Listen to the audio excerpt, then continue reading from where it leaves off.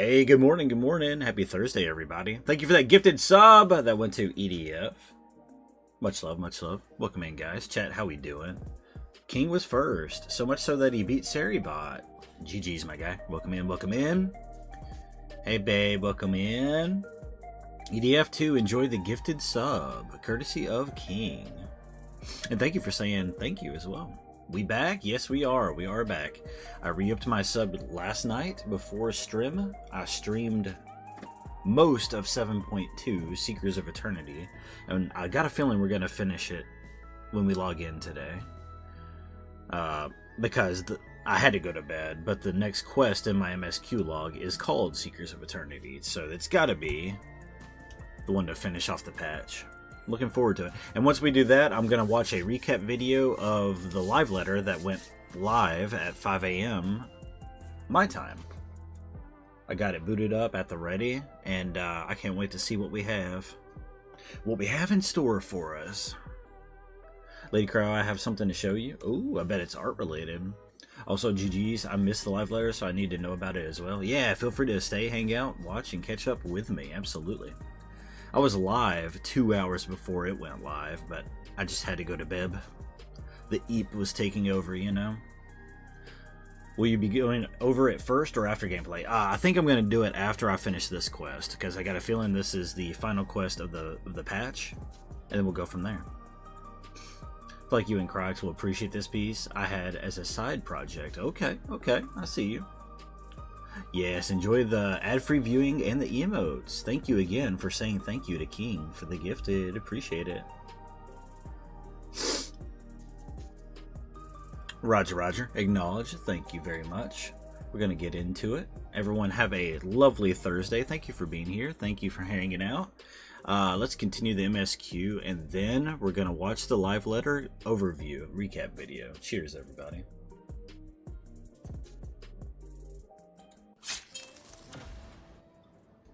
Boom, boom, boom, boom, boom, boom. Boom, boom, boom, boom, boom. Okay, let's get in here.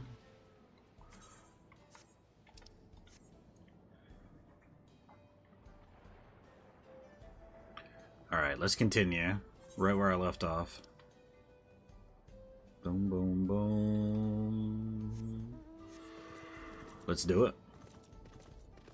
Let's suit. Thank you for the redeem. I appreciate it. Arigato gozaimasu. Your wish is my command. Let's check out this picture real quick.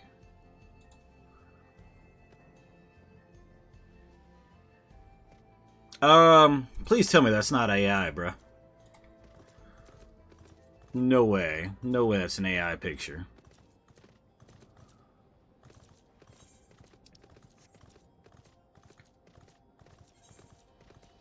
Alright, let's go. Dude, yeah, I love it. Rain did such a good job. It's one of my favorites he's done, which is saying a lot.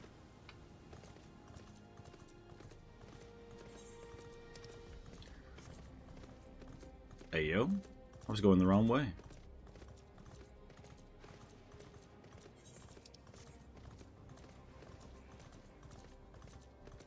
Boom, boom, boom, boom, boom, ba-da-dum, ba-ba-dum, boom, boom, ba-da-dum.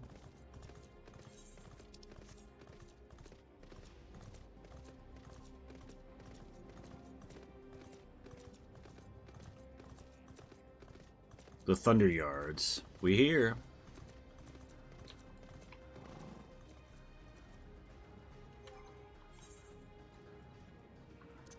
Pop some greens for my Chocobo. Kupo. Aaronville!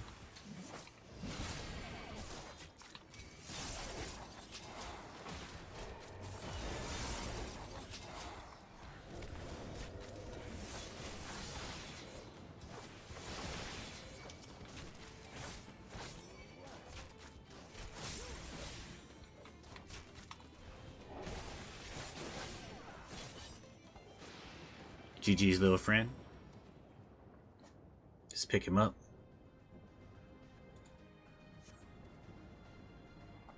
Ba-da-dum-bum-bum-bum-bum. I need to get back in from lunch, but for some reason I am super dizzy. Oh no, darling. Come on. Let's not be having that. Be careful, be careful. Probably a lot on your mind. That was a close call. My thanks. As I was leading the soldiers away, I caught sight of this poor fellow being pursued. I went to help, but was rather out of my depth. Yeah, he's not one for combat, is Aaronville. We're lucky you found us when you did. So glad you're safe. We were quite worried when we couldn't find you. We encountered soldiers on the way here. Most paid us no mind, but some turned out to be hostile. There's no way to tell until they set on you.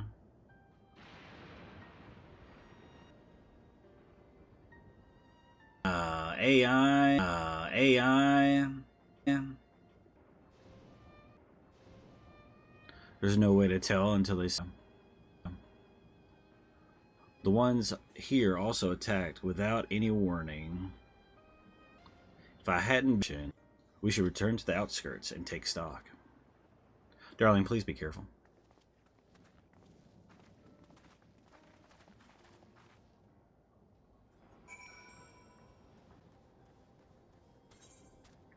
Where'd he go? Oh, okay.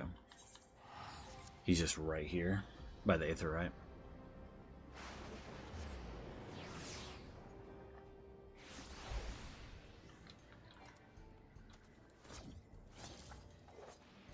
Hey, Pneumatic. Welcome in, welcome in. Happy almost Friday. Happy almost Friday to everybody. Right. We're none the worse for the wear. But let's see what the situation is here. Welcome in, indeed. I'm catching up on Seekers of Eternity, patch 7.2. Geode and his people came and joined us while we were searching for you. Doing well, thank you. What about yourself? Good to have you back, friend. After which we happened to encounter Malachite. His usher duties brought him here, and he has quite the story to tell. There was an update for Steam earlier. I saw it on Down Detector. Apparently a lot of people are having issues, and apparently it's an update. It's involving an update, I should say. It's a bit puzzling, to say the least. Even so, I'll try my best to explain.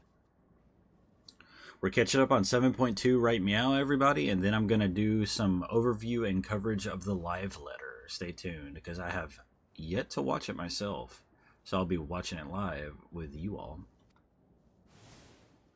I was called to attend to the unfortunate soul slain by the mechanical soldier. Absolutely, absolutely.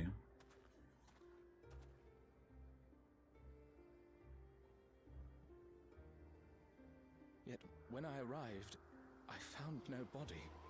Only a pile of dust, which the wind quickly scattered.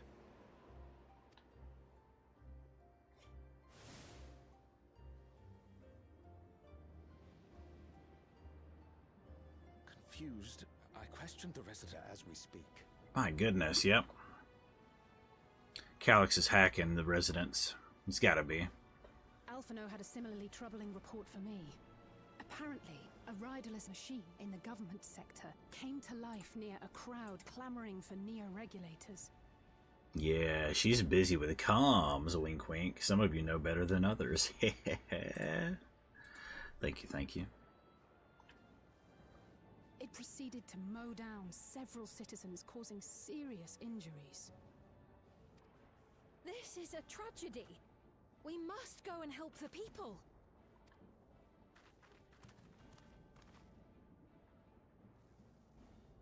Sphene, wait! I'm coming with you. They did so well. Oh, hold on. They said they'll be all right. I'll go and see if other incidents have occurred elsewhere. They did so well casting her voice actress. From here, I'll head towards the quarry by way of the Drift Downs. All of them, to be fair, but Wook specifically, because she's the newest addition. Certainly a lot of hover cargoes coming and going in those parts. I'll join you. I shall remain here and speak further with the locals. I have company now, so you needn't worry about me. Then let's return to Solution 9. If we hurry, we can catch up to Lamachi and Sphene. Sounds good, buddy.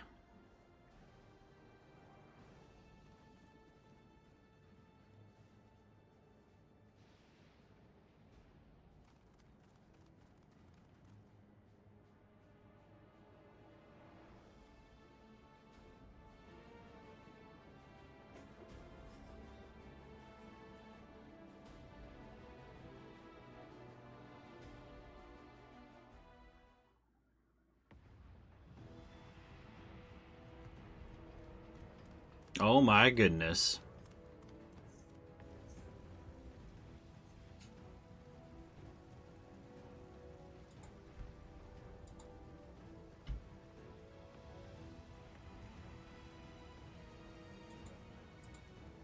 Medic! We need medics!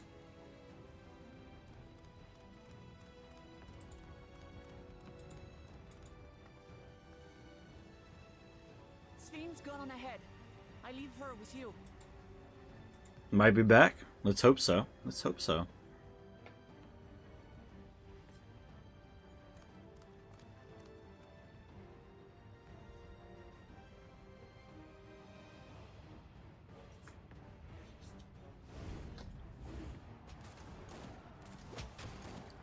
No, you're good. Mainly just been focusing on this story.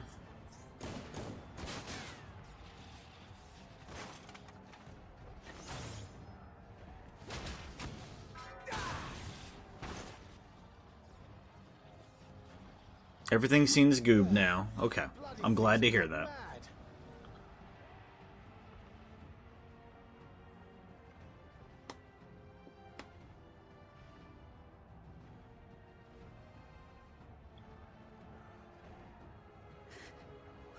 Why is this happening?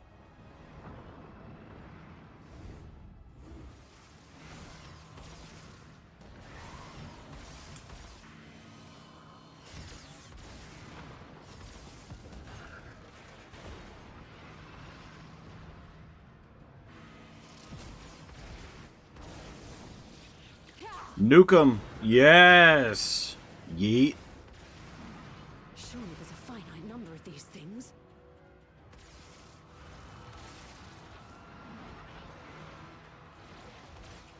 Everyone, please try to remain calm and make your way to resolution. This is just like before, when Zeralja unleashed the soldiers on us. True. I don't have any souls left. I don't want to die. I don't want to die.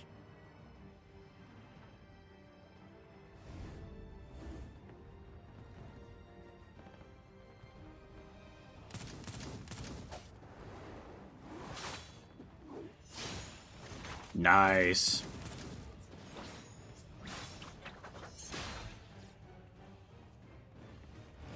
Get him, Graha.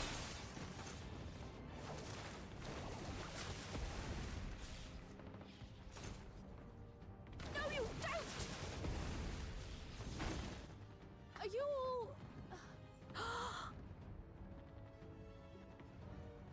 What? No! No! Why did you do that? Why? You can't just leave me alone like this. If we had been endless, then you'd still be here. You'd still be with me. But now...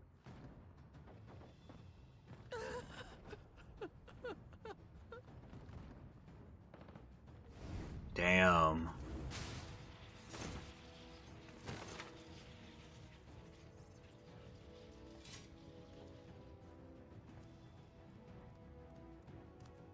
Are you alright? Ooh, I like her hair.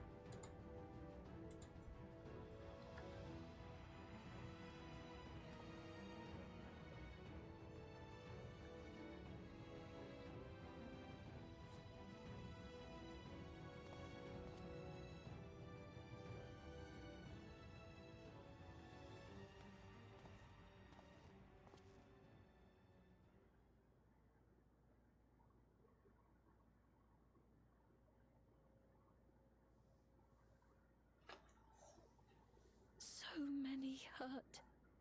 So many dead. It's crazy. This is wrong. This is all wrong.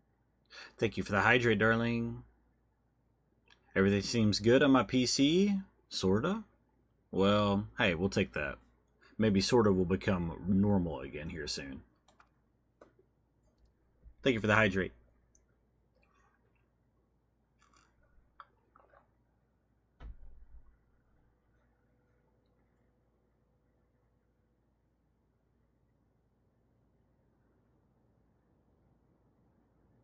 Damn you, Calyx.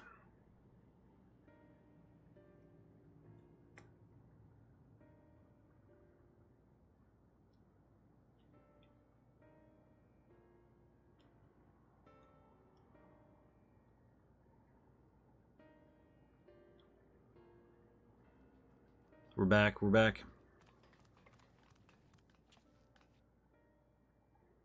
I think the 12, you're all unharmed. 'Tis small solace amidst this tragedy, however. The machine rampage seems to have been only temporary. Soldiers and vehicles alike ceased to operate at all at once. I can't read, my god. As if they had fulfilled their purpose. What, just to put fear into people? That's probably what the purpose was. It's the same outside Everkeep. The members of Oblivion are keeping watch for some good measure. The first attacks came shortly after the announcement that neo-regulators had run out. Can't have been a coincidence. I struggle to imagine that anyone but Calyx could gain control of the soldiers. Yes, exactly. This must have served his ends in some way. It was him! It was him! Galulja, are you still without your authority? It's fine now. I'm in control again. We might take the opportunity to shut down the machines. There's no guarantee this won't happen again. Yep, you got that right. Lamachi just talked with the Everkeep's administrators about that. They said it wasn't so simple.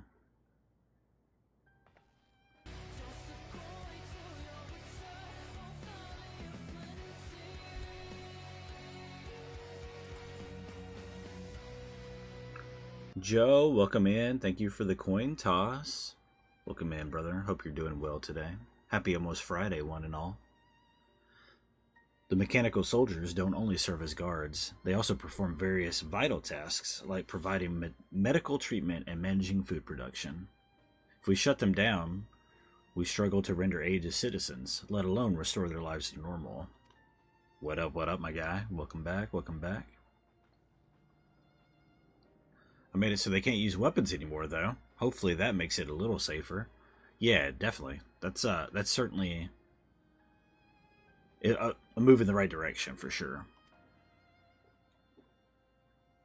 That seems the best approach for now. Thank you for your swift action. Oh.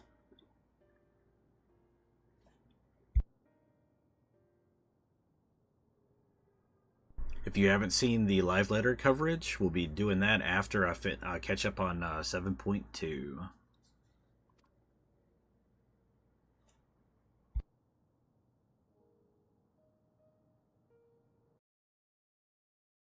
So please, lend me your aid.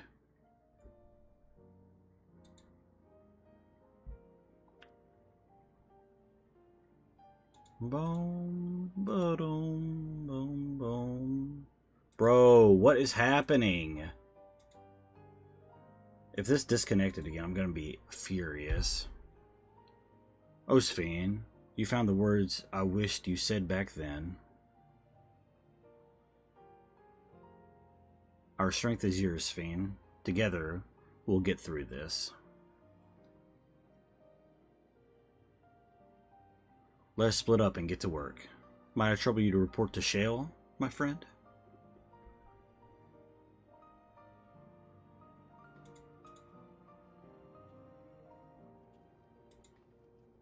Alright, we'll see. Boom, boom, boom, boom, boom. Alright, let's report to her. It's been a trying day, but it seems the worst is behind us. What's the situation out there now?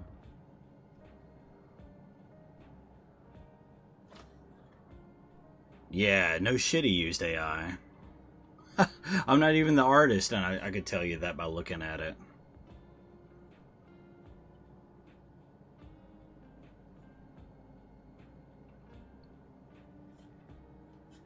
Your friend should be ashamed of himself.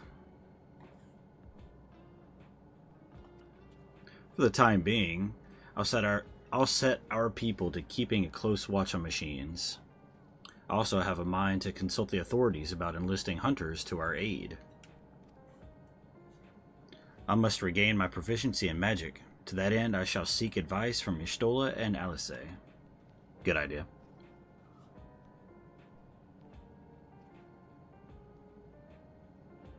Yeah, apparently Hulk Hogan passed away today. 71. I saw that literally as I was sitting down for stream.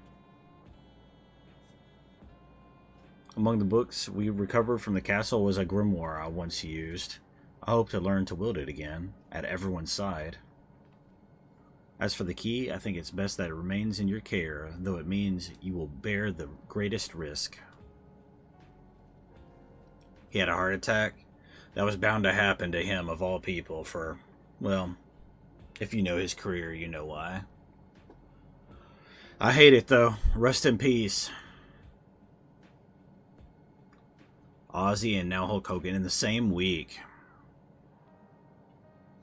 In order to ease your burden, I shall endeavor to become a capable warrior and make Otis and Zelenia proud. Let's do crit. Boom, boom, boom, boom, boom, boom, boom, boom, boom.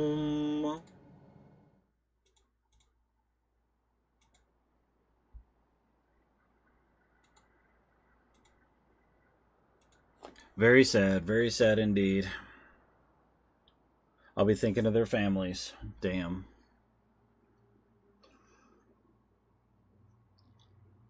By illness weakened, by wounds unmade, by age decayed.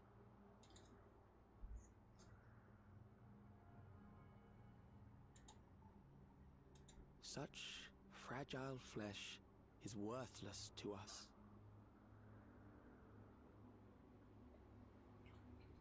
He wants us all to be one, but not in the cool way. How mankind should evolve, shall evolve. I have already arrived at the answer. Oh my god.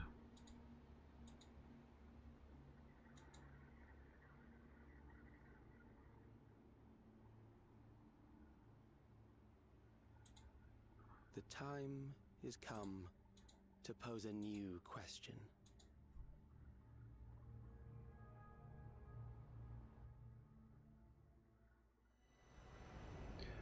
Reprieve from death, but at what cost? For endless life, a legion lost. You don't know this guy? No, he's new. He's brand new. He's been spoken about at the tail end of DAWNTRAIL. Oh, there we go! Got the trophy, completed it. He was spoken of at the tail end of this expansion, but I just met him, I'd say in the flesh, but not really, this patch. So, over the course of the last 12 hours.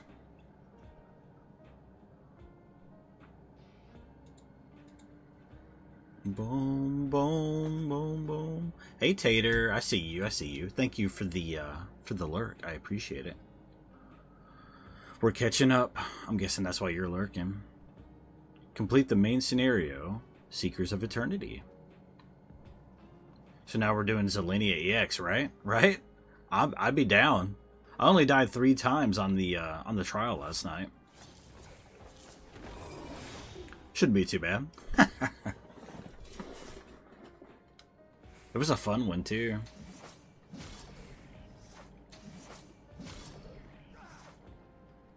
To be continued.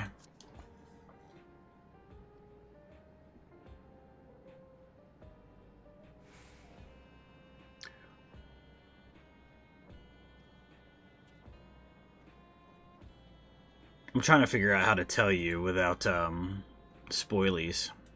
I'm gonna Discord it to you, darling, so I don't openly say it while we have people lurking, you know. But if you're catching up on the story and you're in the background lurking, we're done for the day. We're gonna swap over and catch up and watch the recap of the live letter.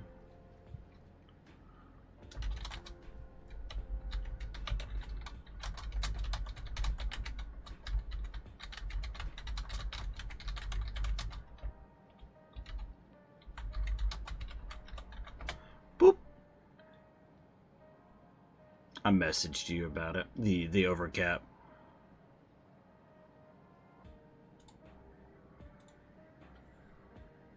There's more to it than that, but that's the top level information regarding it right now.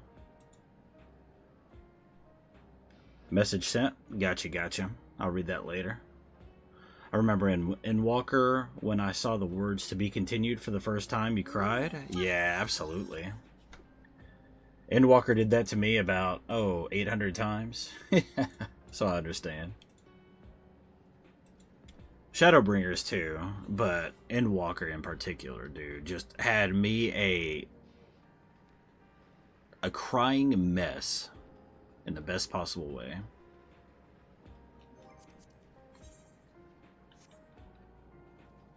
Okay.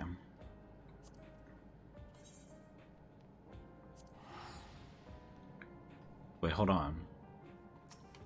I'll exit here. We'll hang out in Solution 9 regardless, and then we're going to catch up with the live letter.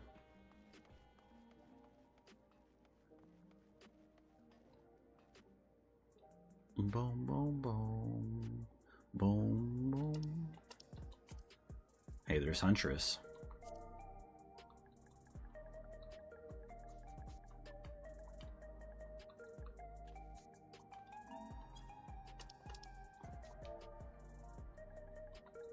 Let me catch up with her real quick.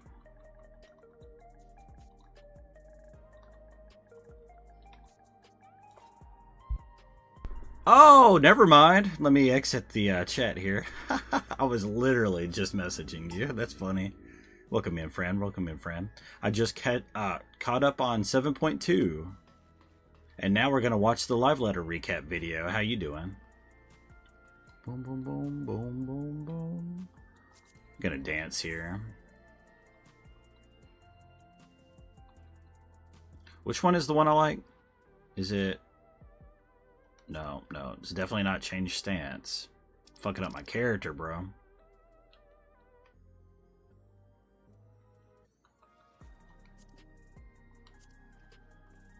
Oh my god. You know what? That's good enough for now. We'll do the bee's knees. How are you, Huntress? Last thing that made me super emotional was One Piece. Yeah, that too, bro. Every other episode, I got a chance to cry. Yeah, I saw you playing. Are you caught up too? Did you just complete it? I haven't done the EX fight yet, but literally just popped the trophy for 7.2. Yes. We're going to watch the recap video here in just a few minutes. Doing good. Just got back into 14 and did my 7.2 and started OC. Bro, what are the chances? What are those odds? That's crazy. Timing is insane, isn't it? Message sent. Gotcha. Okay. Awesome. Alright, cool. We're going to hang out here in Solution 9. And we're going to swap over and watch the recap video. Thank you all for hanging out. Good to see everybody.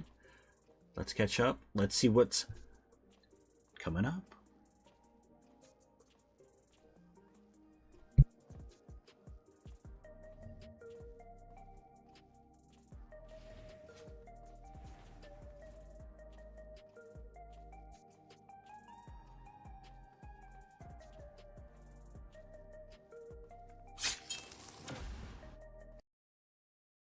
Alright, we're here. Shout out to Mr. Happy Plays on YouTube, one of my favorite 14 creators. That's who we're watching the coverage of today. Let's get in it, shall we? Hey everyone, Mr. Happy here, and in this video we're going to be doing an overview for the latest letter from the producer live. This one was one that had a lot of people's eyes. There's obviously been a lot of unrest in the community as of late. Yes, Quite yes, frankly, yes. the Part 2 live letter normally doesn't do anything to dispel that. While there's definitely ups and downs in this live letter, there were some surprising bits Also, you guys let me know if I need to turn up the volume or whatever. Thank you, thank you. that caught us off guard. Some of them really minor things that don't really solve underlying issues. Some providing hope. A small glance at actual innovation within Final Fantasy XIV that, if utilized correctly in the future, could actually open up a lot more content possibilities. But we'll have to get to the deep dungeon section to talk about that. So without further ado, let's get started. Yeah, I got you. Translations here are unofficial and brought to you by the Final Fantasy XIV Reddit Discord. They do unofficial translations for all of them, providing Let me know if that's any better, okay? Thank you in advance. images as well. So take everything with a minor grain of salt. Always worth doing that. So we started with the trailer. I uploaded the trailer separately. We're not going to watch it again right now, so bear that in mind. You can always go check out my reactions to that. There are some funny ones in there. They confirmed what we already basically knew, August 5th for the patch. They said early August. Thank you. I appreciate it. When they say early, they mean first 10 days, middle 10 days, late, last 10 days. There was only one Tuesday in early August. Also, shout out to Mr. Happy for losing like 60 pounds or whatever, dude. It's been an awesome journey for him. Anyway, let's continue. So August 5th, which also is on their 19-week schedule. So yeah, I've been doing this a while, so the prediction came to no surprise to me. Of course, you all knew. Like, even he's not surprised by it anyway. He's just like, yeah, no, of course, you all knew. Yep, we should be on schedule. Yeah, should is the important thing. Of course, then they released it in all the languages. So, this is just them talking over the trailer a little bit. There isn't anything too much of substance here at the beginning. Just talking about being in LA for Anime Expo and the venue being cold and blankets in the waiting room, etc., etc. So then they started with a recap of features for 7.3. They do this in the Part 2 live letters. Like I said, there's usually a bit of a structure here. The new trial they're not going to show us. It's going to stay secret. Honestly, it's almost certainly a Necron equivalent, even just basing off the trailer itself. They didn't even show the X-Trial mount, so I'm guessing it would be too obvious, and as such, they're not giving us anything. Okay, so fair. It's a bit longer this time. Cool. Duty support for the new dungeon, the Meso Terminal, and then can't say much for the new trial. We don't even know if it's related to it. It will have normal, and it will have extreme. And then they did confirm a couple of things. One, it's a slightly longer extreme by 30 seconds or so. And so it's going to have 2 totems per clear. At this point, most people are accepting of the fact that 2 totems per clear should probably just be the standard. If it means they're always 30 seconds longer, I don't know what the heck that even translates to. Should probably just make them all that much longer and make them all 2 totems. But they also said at this point later down the line, we want to reevaluate. Hey, Inky, welcome in. How you doing over there? As a reward. Good to have you. Good to have you. 2 totems for this. It's starting to sound like 3 totems might be a possibility in the future. And I think a lot of that has to do, not with how long it takes to obtain the mount, but the collection of any and all of the weapons and how many clears it takes to actually get to a reward. Yeah, true. Minimum 2 totems being the standard is definitely the feedback I've had for quite some time. If they go up to 3 for longer ones, great, but that's just me kind of predicting based on the text they've given us here. Yep. And apparently Foxclon just never stops running. He basically just goes until he gets the mount, even if he gets 500 totems along the way. So he's never used totems to buy a mount. This man's a sicko. Now, they went over some of the updates that we already knew about. Remember that this is a 7.3 Part 1 live letter recap at the start. The exclusive instance thing that they already did apparently has been quite successful. And on top of that come the adjustments to the minimum number of ciphers that are actually required. Check the Sanguine cipher that have been offered and your selection status. Entry confirmed and eligible for selection, ineligible for selection. And then, of course, the other bit down here. Everybody needs at least 1 Sanguine cipher. The occurrence of new auroral mirages will be put on hold during critical encounters. And something else, this is something that they touched upon in the last live letter, but we didn't actually get the full details on it. They said they wanted to reevaluate the rewards from bunnies and magic pots. Yes, apparently, yes. They will always include either, either enlightenment gold pieces or silver pieces. So they're trying to add a bit more value to these things. I would assume always a good idea.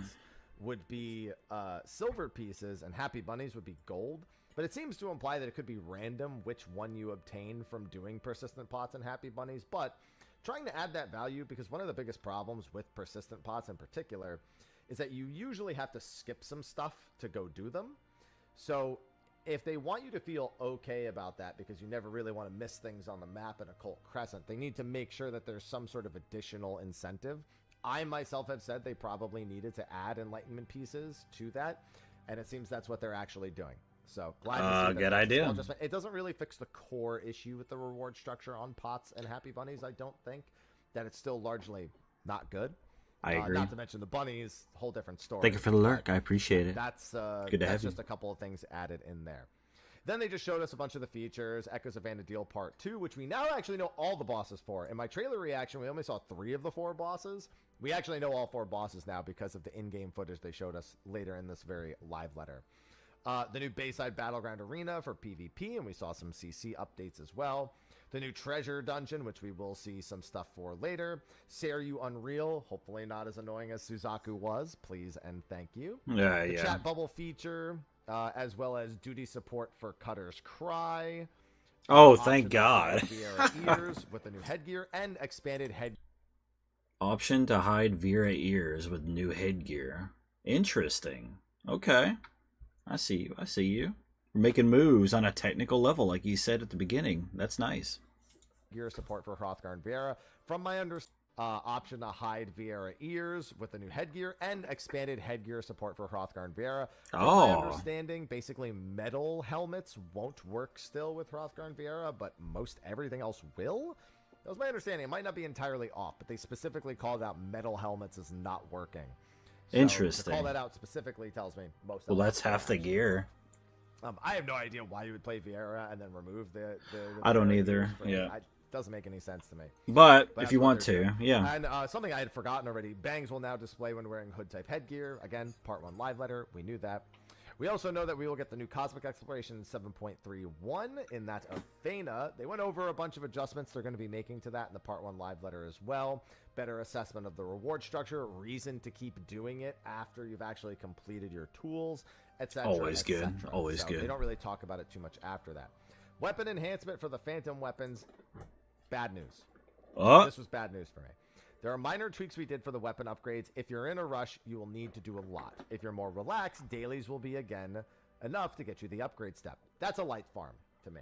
Light farm is basically, you do content, you build up light. When the light is full, you're done. It's not uncommon for people to just go do their daily roulettes, get light from that, and then that's how they progress it. So they don't actually need to stress about it all too much. That's kind of how I do it. It doesn't it. Require any RNG or any factors like that. So good news for people who are upset with the Atma section. And the light farm is actually one of the more popular steps that they've done in the past. My problem is the final thing, and doing it once will be enough. Doing it once and it being enough is actually not an issue at all. It's that if they just ask me for 1,500 tomes again afterwards, I'm going to lose my mind. Again, tomes are fine. They should be an option every single time. Yeah, I agree. A lot of the times in the past. But don't make me do only tomes. Give me an option. Farm extra light. Yeah. Something. Yeah, options are always good. Please. I'm not optimistic. Let's put it that way. The new Deep Dungeon Pilgrim's Traverse, new Allied Society Yahui, and of course, more Hildebrand. Yay, more Hildy. We're going to see a lot of this stuff in game. Some of it we won't, but we will see a lot of it. So we got to see the starting part of Sandoria. Poison Hand Ganadbad was one of the first trash pulls that we heard. And the BGM is actually the Ronfauer BGM instead of the bagpipes. So if you're hoping for the bagpipes from Sandoria, can't promise you'll get anything of the like.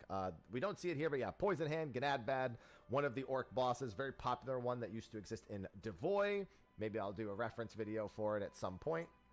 But that was the first trash pull here. The second trash pull with Ronfauer music, there was only one trash pull that was ever going to make sense. And indeed, when he pulls this pack, while they skip the screenshot here, Jaggedy Ear Jack, one of the most popular low-level notorious monsters in Final Fantasy XI, does indeed make his appearance, as, again, he was a native to Ron Fowler itself. That's cool. So, Okay. glad to see them going with the references once again. I And like takes that. you to Horley's Peak, which was a battleground area. Basically, you would go there and just fight bosses. I've actually recorded a bunch of videos of me fighting stuff in Horley's Peak, whether it be the more modern things that you do there, like the Mars Orbs and Venus Orb Gambas, or a lot of the old fights. There's story fights that take place here. There's old Burning Circle bosses that take place here. So some people, before you turn the corner, might have thought, oh, well, maybe it'll be like the Argus fight, the Peacock Amulet fight, which isn't that big of a deal. So I'm glad they didn't do that. What I didn't expect was Kieran. Now, Kieran is probably the game's original super boss. Right. I guess I would call him that. In the Rise of Xylar expansion, let me rephrase, the global release's first major endgame. Dude, I remember that. In Rise of Xylar, there is an area called Sky. It's actually where we go before the Archangels in the previous raid, the area we're walking around in. You've probably heard me refer to as Sky there. That's an endgame area. I'm just giving it its nickname, Ruan Gardens, if you will. And you progress through a whole bunch of super bosses in there, spawning them this way, spawning them that way, going here, going there, invisible walls. There's all sorts of things. At the end of it all, if you have all the items from the various gods, Seiryu, Suzaku, Byakko, and Genbu, yep, the four lords, Kieran, you can spawn him, and he summons all of them. And basically, we know that's going to be the case. Dude, he was a legend back in the day. Circle-style arena, but we do indeed have Kieran here with some new mechanics as well. But we also, for certain, see him doing a summoning circle here, and that actually summons Seiryu, which is not a good screenshot of, but it is the original Seiryu model from Final Fantasy XI. So we will be getting That's a so sort of cool fight here, if you will. And yeah, very interested to see how that ends up going. So there is actually something new in the UI here that's highlighted, and they do touch upon it later. Several bosses now in Final Fantasy XIV are going to show cast bars under their actual names as well. Ooh. Yes, you can focus target. Yes, you can look at the enmity list, but this is another option. Nice. Okay. They said it needs to be enabled for each boss, which implies that it will not be available for every boss in the game. I don't know if that just means multi-target bosses or bosses where they think visuals are poor. But it's not something that's permanent, and it is toggleable if you don't want it at all. Okay, awesome. Now, in case you're wondering, the other bosses, if you haven't watched the trailer. Okay, so it's toggleable if you don't want it on, and it's you can turn on for bosses or not. That's so cool. More, that's what I call an accessibility option, right? As someone that struggles with vision issues and keeping up with certain things in game in particular, that's a welcome addition. That is so cool. Camlanot, Aelnarsh, and actually one of the... and now, in case you're wondering, the other bosses, if you haven't watched the trailer, Camlanot, Aelnarsh, and actually one of the story missions from Chains of Promethea against Omega and Ultima, the Final Fantasy XI equivalents of yes. Ultima. So that's going to be a hilarious one. That is one of the most notoriously difficult fights in Final Fantasy XI's earlier story days, especially in Chains of Promethea itself. So having to fight both of them is going to be wild. Now, of course, it's a 24-man alliance raid. It's not going to be super tough, but maybe you'll throw a wrench or two in people. It's level 100 content. It's going to be super tough, yeah. At least in my opinion. The hardest, that should be Aelnarsh, or Aelnark, however it's pronounced. And yeah, I'm excited. So, Orchestrion rolls. They're making some changes to the way the drops work. People complained about getting them. It was 3 Orchestrion rolls per 24 people per entire run. Now, it's going to be 12 Orchestrion rolls per 8 people per alliance every run. Of course, there's no weekly limit, so you can roll on the Orchestrion rolls as much as you want. Okay. But you have a much higher probability of actually winning the Orchestrion rolls. And if you're someone who's trying to collect every song, then at least for the second walk, you should have a much easier time collecting the music from the second walk. Then we saw the gear. So the first set is Shantoto. Shantoto, that looks awesome. Most popular characters. She's one of the main characters, yeah. Whenever, I mean, we've even had a collaboration where she shows up. Her staff shows up in True. Arena, weirdly enough. She's part of the MTG that's set. That's a not too uncommon set. Final Fantasy XI rarely had very unique character sets. There are a few. I could definitely think of a few, but Shantoto wore a pretty traditional set that you would see. It wasn't uncommon to see someone actually wearing it. It looks Popular good. one. This is actually the Dancer artifact gear from Final Fantasy. Dancer artifact gear. That looks sick, bro. Oh my god, it looks kind of like salsa inspired. I don't know.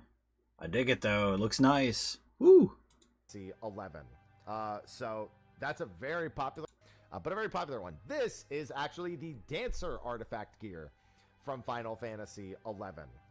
So that's a very popular set as well. Also, it's pretty. Gear set of Lilith set, one of the main characters, very specifically from the Wings of the Goddess expansion, which beginning to think there might be some ties. I do think Prometheus is the final boss of the last tier, but you never know with the Walk of Echoes being involved. That is a Wings of the Goddess thing. We also have Prish gear here as well. So Prish is going to be another set. And then we also see the Errant set. The Errant set is the reskin effectively of this, but it is its own set in Final Fantasy 11. Quite a popular set as well, largely used for restoring. Might use the Dancer artifact gear. It's super cute. Yeah, really yeah, it is. Combat set, but more of a resting set. That's going to be the healer I set. like it. And then we also see another. This is actually not just a reskin of the Dancer artifact gear. This is actually Dancer relic gear. So very similar to how we have AF1 and AF2. Same idea, Dancer AF1, Dancer AF2. Just two different sets. So they're at least making use of two different sets for the reskinned versions for the different jobs, since, you know, there's usually like a handful of new sets and then there's like reskins for them. So effective use of that to actually use a different artifact set overall. And a very good set. It's okay. Both of them very It looks good all sets right. at that. So one probably aiming, one probably scouting. Prish probably striking because she's a monk, which means also would be, you know, for monk samurai. Ninja would have a reskin most likely. Well, I'm sorry, yeah, they might have a reskin of the aiming gear. One thing I can't help but notice, none of this is the tank set. No, no tank stuff. I mean, Alzal's set is entirely possible, but maybe it's like Camlenot's set. Maybe it's the Adamin set. Because it's not going to be the Koenig set, because I'm pretty sure we have that. There are a lot of tank sets that were mildly popular. The Adamin set wouldn't be too surprising, but it is the only set we don't see. So we're going to have to wait for the special site update to actually get a good look at that.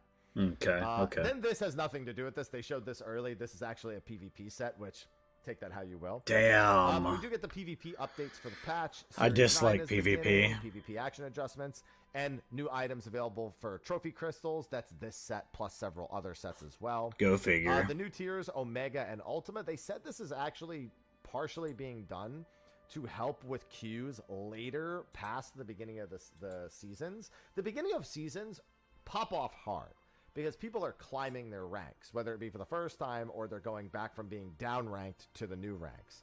The problem is, if you're not in those first few weeks, it gets worse and worse, and it's very, very quick to notice. Biggest problem with PvP, with ranked PvP, is how quick the fall-off is. The drop-off? For seasons at any given season.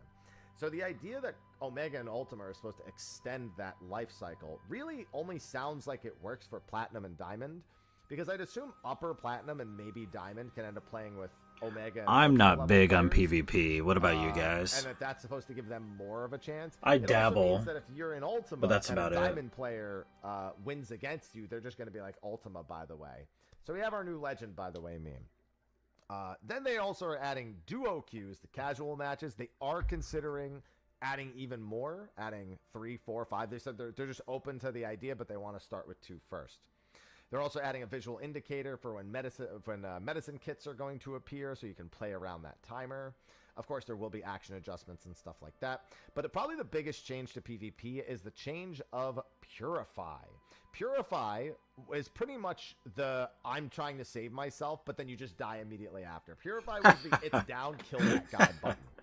Because once you purge yourself of all your debuffs, you either guard it immediately, and now your guard's on cooldown as well, or you just had to spam heal and hope you lived and didn't get CC'd to death a second time. Yeah. Purify is now going to be a resource similar to your healing in PvP, where it has a 4-second cooldown, works the same way, but has a 4-second cooldown, but actually has an MP cost. So it will be competing with your ability to heal yourself versus your ability to actually break the CC. This should give you a lot more viability, because odds are you would use this once, maybe twice, back-to-back in a fight.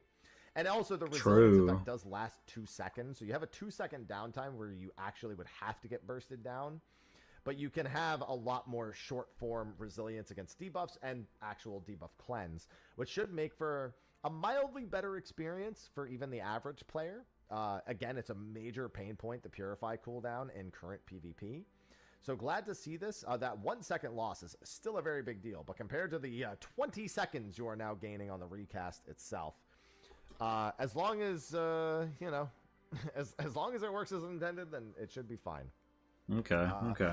Interesting. Then you have visual effects for persistent visual effects for certain skills. Dark Knight's Undead Redemption, Gunbreaker's Nebula, most importantly, Samurai's Chiiten. Listen, I don't think that's actually going to save anyone, because by the time you... Hey, Septile. Welcome in, buddy. The button. But the idea is you can visually see how you doing over there? Samurai is in I'm about to kill all of you mode. And same with all of these other things right here. I don't know how badly Black Mage needed Wreath of Fire or Wreath of Ice indicators, but that'll be good to have as well. Then they just went into a quick solo match and beat each other up. They showed off the map. It's Surviving? map. Yeah, I feel you. Solid answer, bro. Like there's any sort of effects on the map. There's no like tidal waves. There's no random thing. It's a very basic Palestra-y map.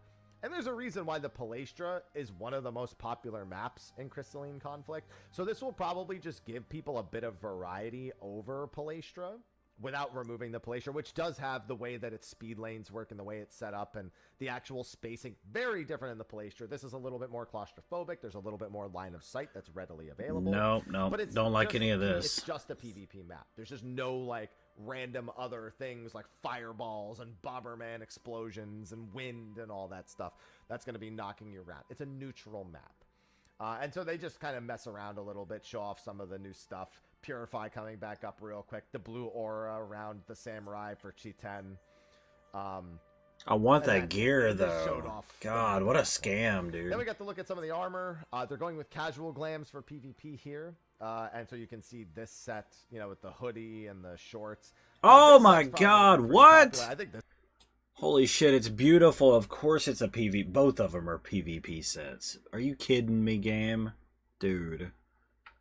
And this one on the Vera coming up looks hella good, too. What a scam. Come on. Boo. Let's go back. PvP here. And so you can see this set, you know, with the hoodie. They're beautiful. And the shorts.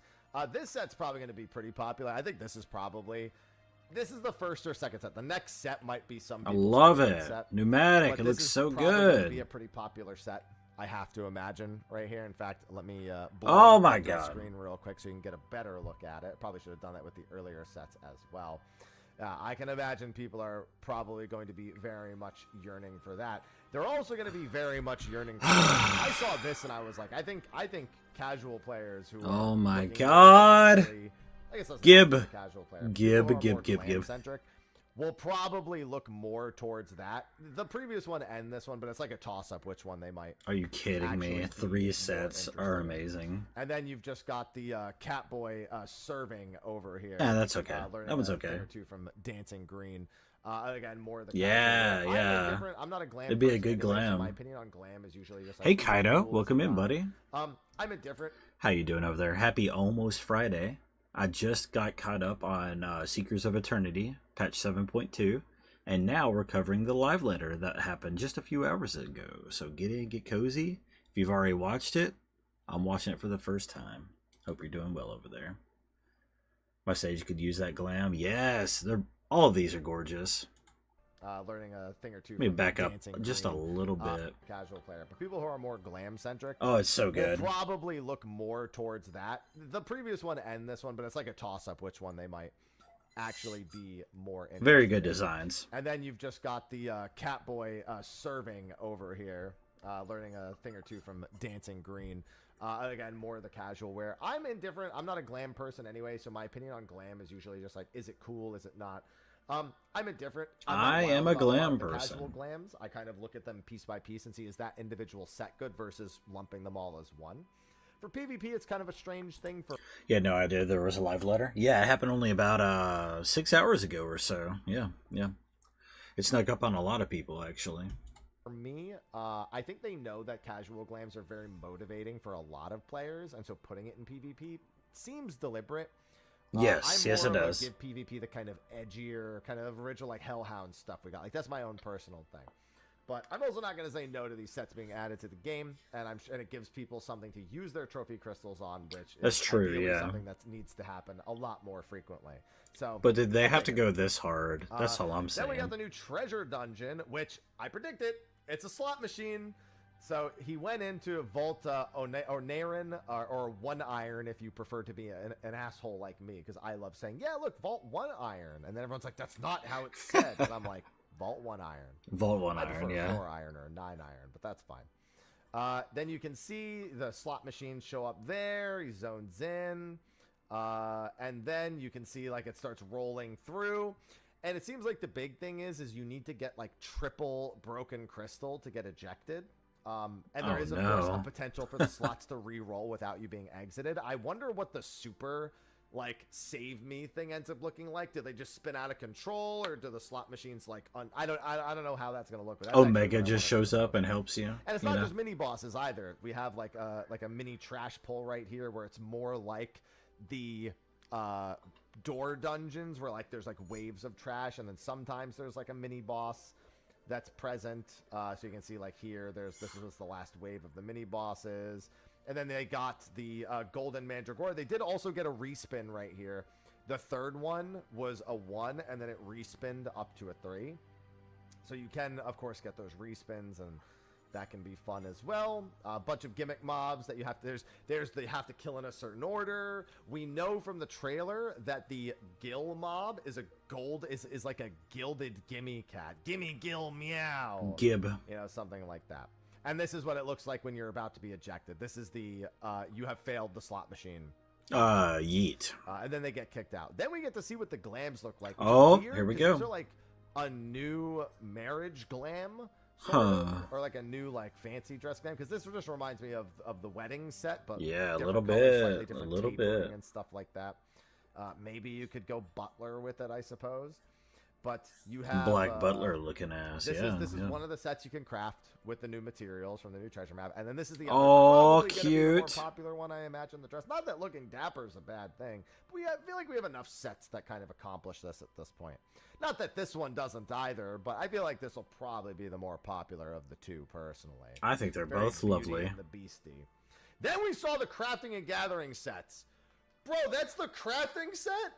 That thing looks great. That looks pretty sick, yeah. This is, so to be clear, 0.3 patches add new green tier crafted gear, which means that, like, you can buy it off the market board and overmeld it and all that stuff. That's the crafter gear, and then this is the gathering gear. Oh my god, that looks... That's like the coolest sets we've got in the entire expansion. That's gatherer gear. That's amazing. Yeah, that's pretty good. That's a wild set for gathering. Wow. So, yeah, they cooked hard on the crafting and gathering sets, not gonna lie. Look at that hood! And that was it for the first part of the live letter. They say first half. It's really more like first 0.4. There you go. The first 40% of it. They went hype for those sets. Yeah, you ain't kidding, bro. They look great. Orbix, the gymnastic thing that they released. And then new deep dungeon stuff started happening when we came back. What? New deep dungeon. I thought this was just going to be standard. Hey, this is what it looks like. You know, we're doing this thing different, and it's going to be over. And I couldn't have been more wrong. Oh. Because it's not just about the deep dungeon. It's about design philosophies as a whole. Let's go. Tell me more. We didn't understand what that meant when Yoshi P was talking about it, and we really got a good idea of it right after. This was a big thing.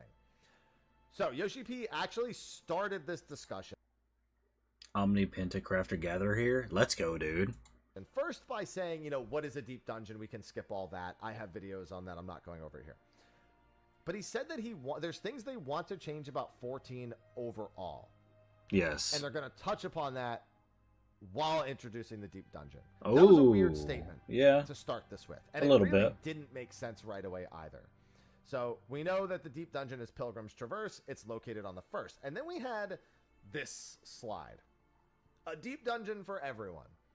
As many of you know, if something's for everyone, it's for no one is a common phrase. Yeah. And it's a concern, because when it comes to Final Fantasy XIV, previous attempts at making things accessible to more people has often just turned people away from it altogether. It doesn't always do that, but it's definitely a toss-up. It does It's happen, a scary slide because deep dungeon players are expecting a certain experience. New players want to see if it's something they get into, and hardcore players don't have an ultimate, so they want something that they can sink their teeth into a little bit more. So how do you do a deep dungeon for everyone? It's a good question. Apparently this is how. So Yoshi P first starts with a big explanation. It's like, you know, thanks for sticking with us this long. 2.0 really didn't have that much content, and we've added a lot of content since. But if you think back, uneven patches added like new alliance raids and were more for casual like leaning. They were more casually leaning patches. Even patches brought savage raids and were more hardcore. Then we added ultimates to uneven patches. But just this phrasing decides what the content is for that specific player base. I've been reading a lot of feedback after you gave the last producer live letter. So I've been doing a lot of thinking since that I myself am kind of deciding already when we add new content, what type of player is supposed to enjoy it. There's so much content in 14, but, and this is probably the most important thing that's said, for someone who doesn't do Savage, an even patch might bring zero content. Yeah. Yeah, 100%. I've been saying that for a while. Years. And as great as it is for Raiders, I've got, dude, since Endwalker, I've gotten, you know, the Savages every even number patch. I've had 3 ultimates, and now this will be my 2nd deep dungeon, so I've gotten to do the floor 100 climbs. I had 3 Criterions last expansion with Criterion Savages. You know, I got a Chaotic. I got Fork Tower. Like, I have eaten so good. Even if I don't spend a billion years doing that content, some of it's one and done, some of it's stuff I do on repeat, some of it's stuff I'll spend weeks on, all different. Right, but I've been right. eating real good. And this is an idea that's always baffled me. Why when a new expansion comes out, it's effectively, here's the story, here's normal mode raids, and then here's nothing for the majority of the player base. Yeah. 4 months. Yeah.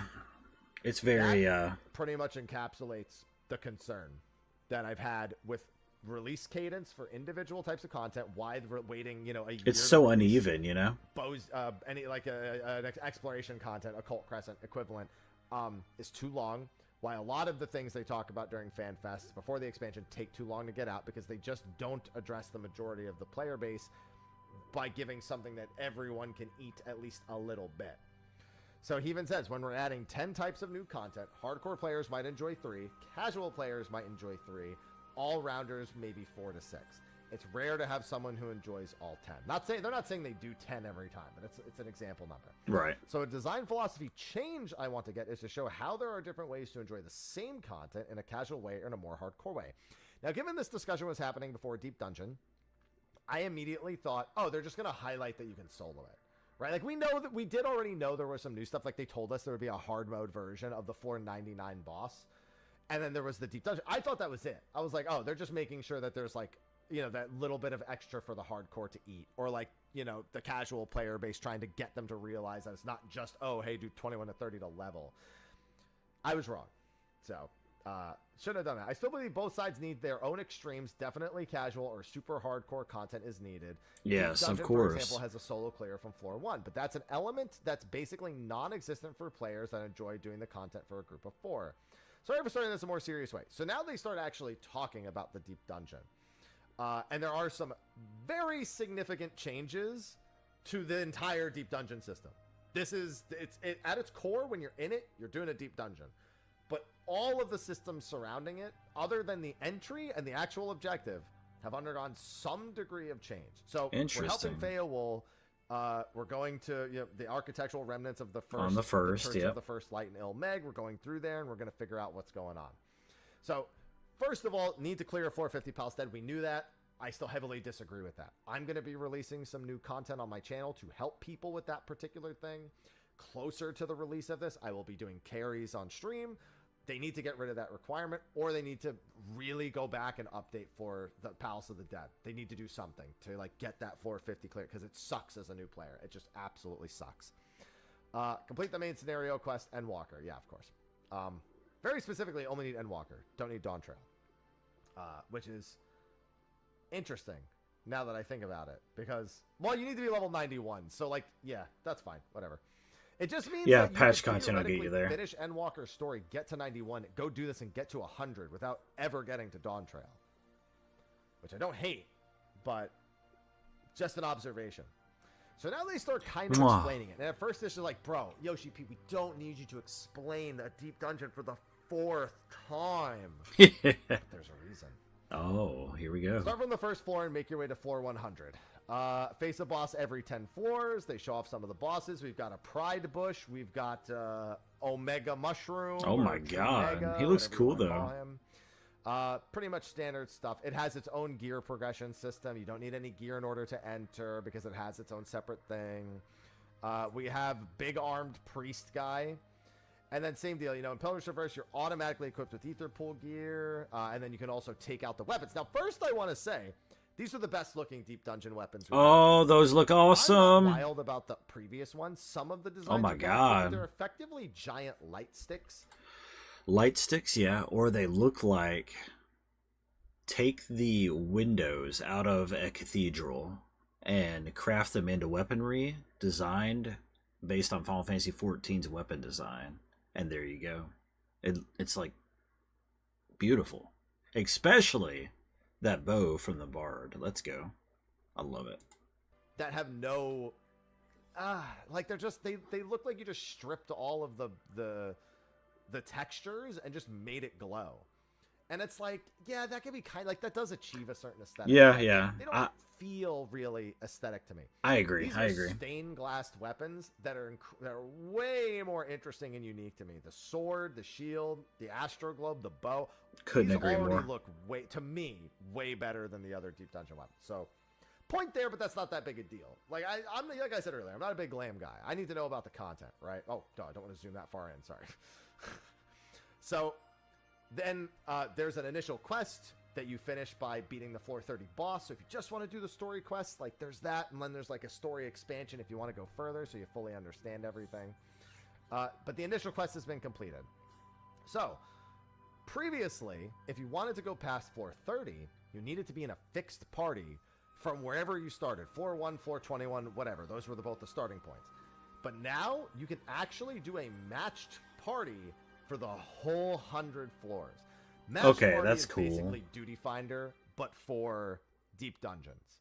So if you are like done with 21 to 30 and you want to try to go further, but you don't have like a group of players, you can at least try to go in with pugs, see the later floors, and get more out of the content without needing to join a party finder or a Discord or whatever. You could just pop right in. Cool. You might die, but you can do it. A good thing of 14 is just queue for content when you want to play it, so we tried to change the queue feature in this deep dungeon. We managed to use resources. We'd also like to change this for the old content. This implies the older deep dungeons actually may get the same change in the future. Yeah. However, as a that'd reminder, be in the awesome. match party, all of your items inside reset every time, which actually can make it a lot harder to do in a matched party. But enhanced gear is Moogles, usually good enough. Kupo. 431 onwards, the boss fights steadily increase in difficulty. We got feedback too many things were one-shots in the last deep dungeons early on. So we're trying to go back to the difficulty level of Heaven on High. Also one of the bosses from the trailer and the single best Sabotender I've ever seen. Yeah, he's pretty sick. Look at him. So Heaven on High, You see that mustache, deep bro? dungeon players consider it, how do I put this? It's close to the pinnacle of deep dungeon difficulty. If there was some slight differences, it spikes really, really hard on the last 20 or 30 floors, way harder than Palace of the Dead does. So it can feel really, really, really, really bad. Yeah, for 30 levels, if no you're less. actually trying to get those solos and go through. But Heaven on High was also most people's entry into deep dungeon, so it's generally regarded to as the best model example of a deep dungeon. It's not 200 floors long like Palace of the Dead. It has a pretty reasonably fast early progress, and the later floors are monstrously difficult, mostly through kiting, monster selection, things that people consider essential skills. So I would say that's the best thing they could have done, is gone to Heaven on High difficulty. And it's called but it does mean Pilgrim's that the Traverse. floors can Yeah, be pretty okay. brutal. Higher floors, things will still one-shot you. Yeah, if you get hit on floors like 81 plus. But even in Eureka Orthos, you can just die in one hit on the second floor. It was crazy. I was so Yeah, that's what surprised my every friend single was thing. saying. He loves this kind of content. So yeah, they're really trying to level things out. We see a couple more bosses. Now in previous deep dungeons, if you wiped, you had to restart from floors 1 or 21. Now this is how we thought it was going to work with the matched parties. If you wiped in a matched party, you go back to floor 21. And that sucks. Like if you're pugging and you go back to 21, you're going to crash out so hard. Not anymore. They're now grouping the floors into more pairings. So you will restart from 31, 51, or 71 depending on your progress. If you were to wipe floor 47 in a matched party, you would go back to floor 31. And then you would match yourself from 31 to 40 and then 41 to 50. Still a bit of a pain for a matched party. But it means that if you're casually trying to progress it with a fixed party, that you actually have more restart options. You are not going to be forced back to floors 1 or 21 anymore if you just want to go through with a fixed party with a group of friends and actually progress through to the end. This is going to make it far more approachable for the average Very player who much never so. progress through the later floors, whether it be with FC mates or in the matched parties, to actually do this incrementally. You don't need to set aside 6 to 8 hours to do a run anymore. You can do a little bit of progress and then sunset it for another day or something like that. Far more respective of the player's time and far more respective of the players who are not used to Deep Dungeon actually trying to learn it. Right, right. This allows for a slow bit-by-bit progress as well. There's a boss on floor 99, and then floor 100 is going to be where you just kind of take screenshots and you just have to make it before the timer actually runs out.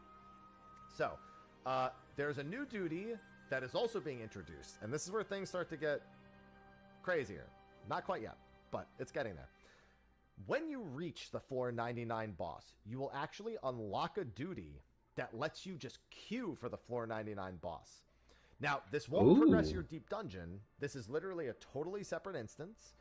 Can drop some rewards, but you're using it to practice the boss so that you can then go back into the deep dungeon and actually finish a floor 100 run.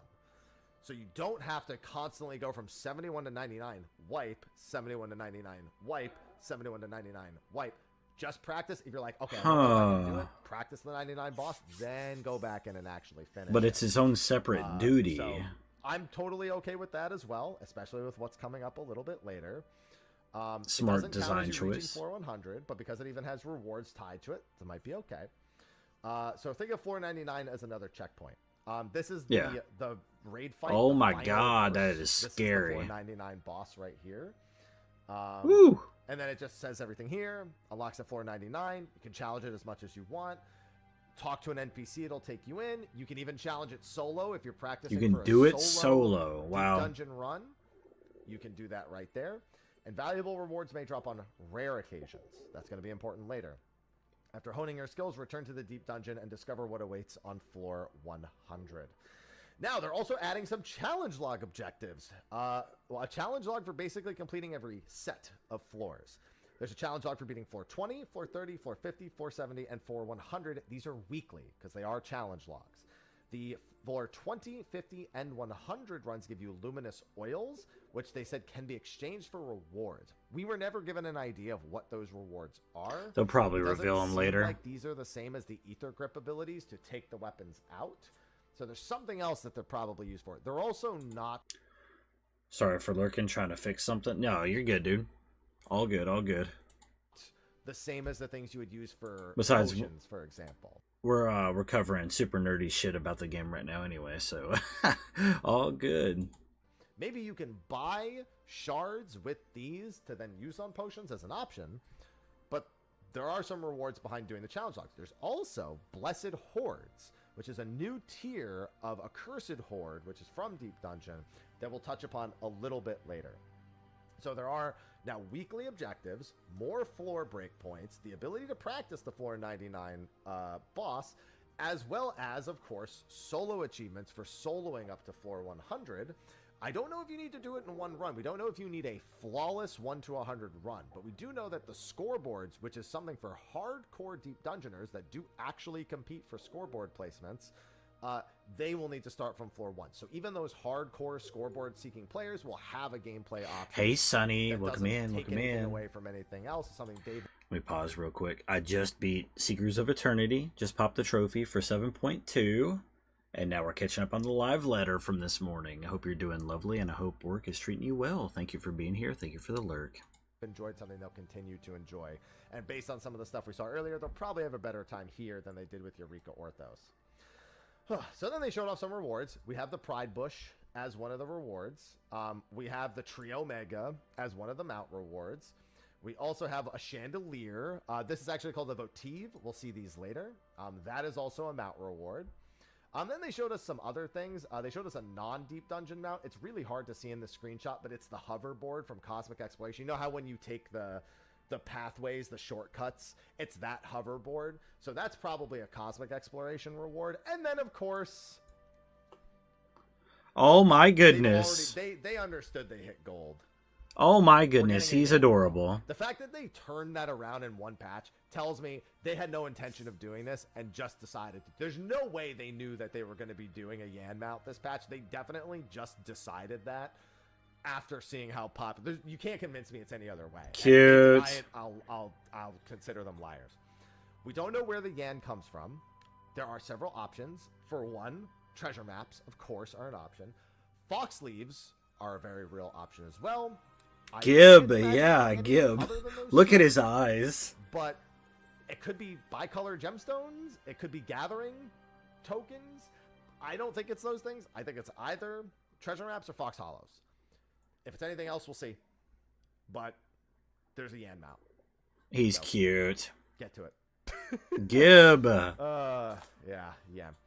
And there's a better picture of the hoverboard, by the way. Again, from Cosmic Exploration. It looks okay. We can also see the minion. This beaver is from... This is a Sin Eater beaver. Yeah, he's adorable. From the Deep Dungeon as well. Going forward a little bit. Then we find... Okay, this is when things get wild.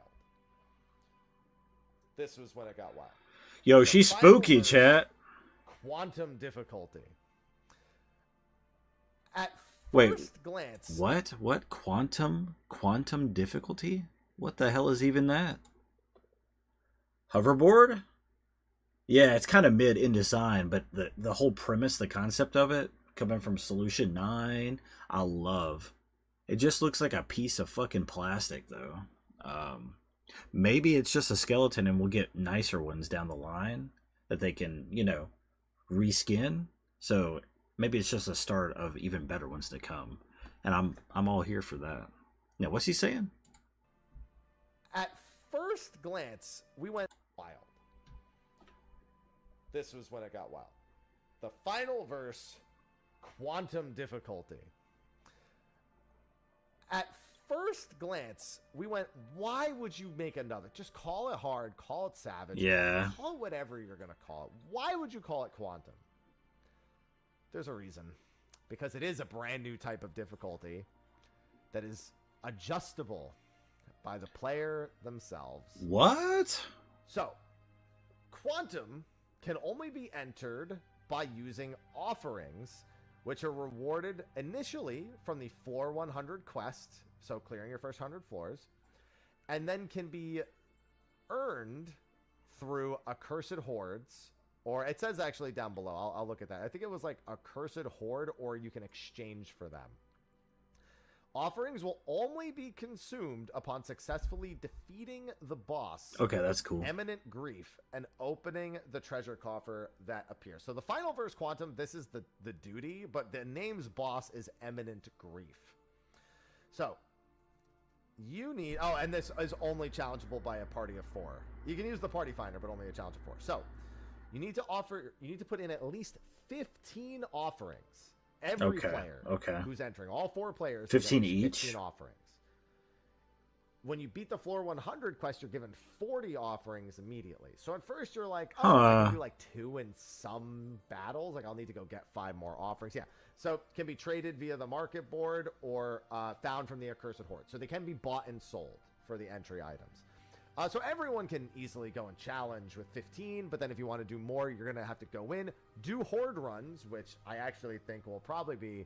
It depends. If gold hordes can give you more offerings, then 71 to 80 horde farming is actually it's going to be interesting because for fixed parties, what you can do is go into floor 71, pop the thing, see if there's a horde on floor 71. If there's not, exit, re-enter, and do that over and over again. That's the ideal Accursed Horde farm. It's how people do the 20,000 Horde achievement as well.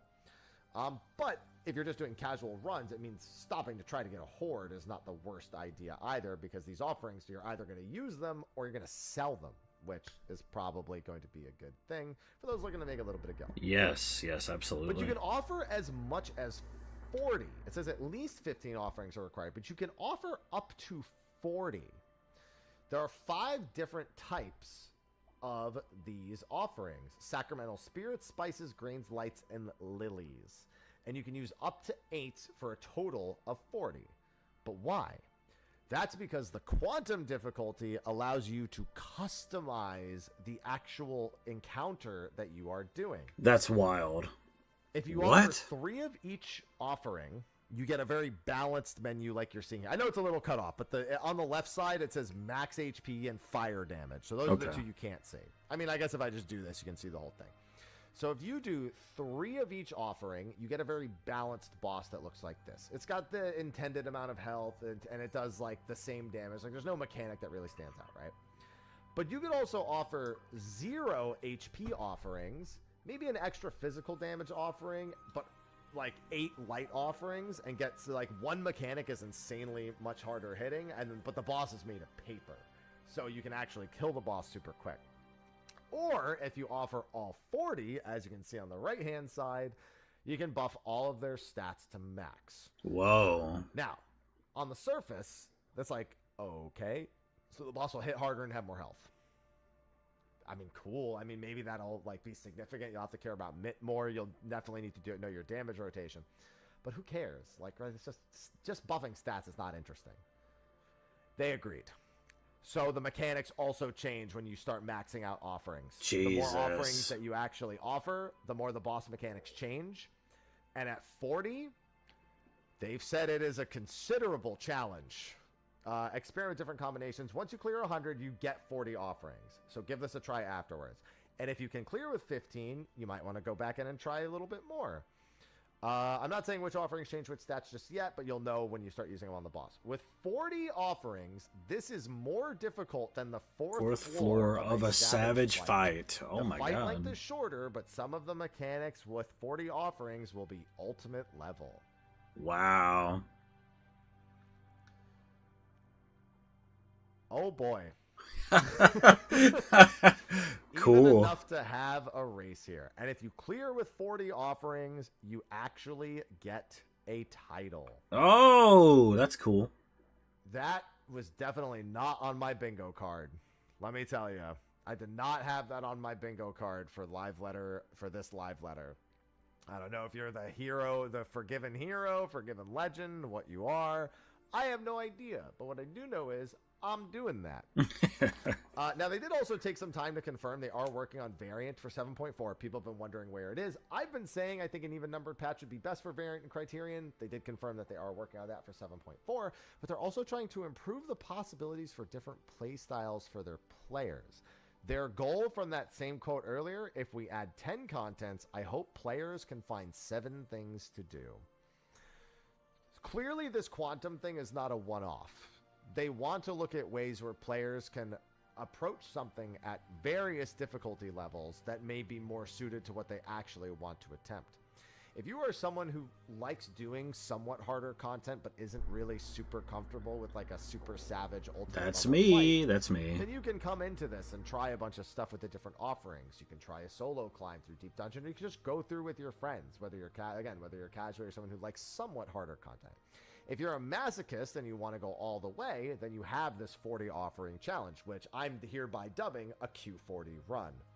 Maybe we call it PT40, Pilgrim's Traverse 40.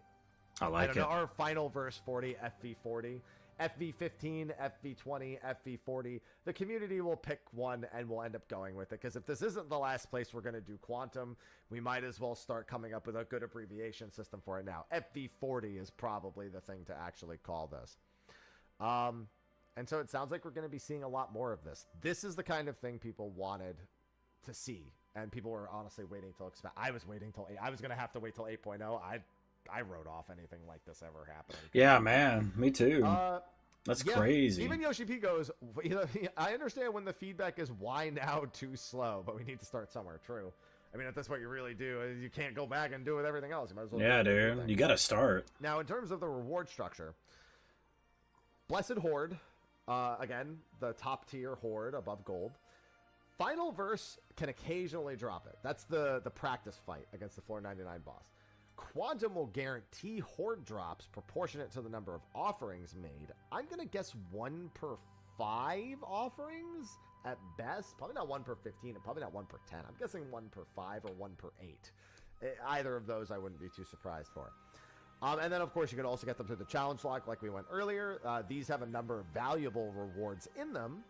The weekly log reward allows you to have a better overview. So if you're someone who can't do this insanely high-level content, you can still get Blessed Hordes and just have less chances to actually go for the rewards.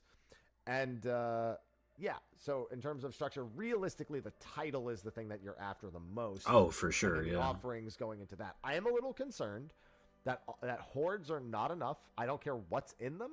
I think, again, you really need to consider gear progression always. I would love if a new player who maybe isn't doing Savages that much right now could go into this and progress. I know some people are going to be like, oh, well, the weapons have item level. Not quite what I think is enough. I do think that upgrade materials at the bare minimum should be considered from things like this. Yes, and yes. Means of getting players into 4-player gear progression should constantly be considered. So already a fear in terms of reward structure. Not going to say this is all glowing praise right now. To be fair, rewards have been a ongoing thing for this game. Realistically, with Criterion, so that's nothing new. Maybe they didn't want to commit that to a system they didn't know if people were going to do, but honestly, kind of should have. But that's my feedback on that already, just from what we've been told. Now, again, you can solo. There is a title for soloing to floor 100. There will be a ranking board, and reaching floor 100 is as difficult as the previous deep dungeons. The question is, if you can restart from 71 to 100, does the title require you to flawlessly, with 0 deaths, go from 1 to 100? I think they should do that. It's probably how it's going to go. No restarts would be the better way to put it. I think that is the better way to do the title. That's how I would do it. Thank you for the hydrate. I appreciate it. But until we know for certain, we don't know if you just need to beat floor 100 as a solo or if you need to do it from 1 to 100 flawlessly. Yummy, yummy water. So thank you. Until we are told for certain, I'm not going to rule out that's not one or the other. Now we're going in game. They did just show it off. And we did get to see that there are some new elements to the actual dungeon itself here. Oh, okay. So biggest thing. Holy moly. The monsters do not take 1 billion years to kill. Thank God. He was able to, with his skills, kill them 3 or 4 GCDs. Thank you guys for the hydrate. I appreciate no ether it. Pool. That is on par with like a heaven on high, like low level experience. Like the first 10 floors, the first like 4 or 5 floors, you'll probably kill in like, depending on your job, like that many number of GCDs, maybe a little bit more. Without ether pool, that quickly gets out of control from 11 up. But either way, it is not going to be a Eureka Orthos where it's just so agonizingly slow for the first 30 floors. Oh my God, that was the worst part about Orthos. Even when doing it as a group, it's not even fun. So they learned their lesson there. No early floor slogfest. Thank goodness for that. That really drags down the beautiful. experience, so that's Areas are more appreciated. Open. It goes indoors, it goes outdoors. There's a lot of variety in the way that the rooms actually look. The music is also quite nice. He steps on a few traps, reveals some accursed hordes, kills some dudes. Nothing too fancy here.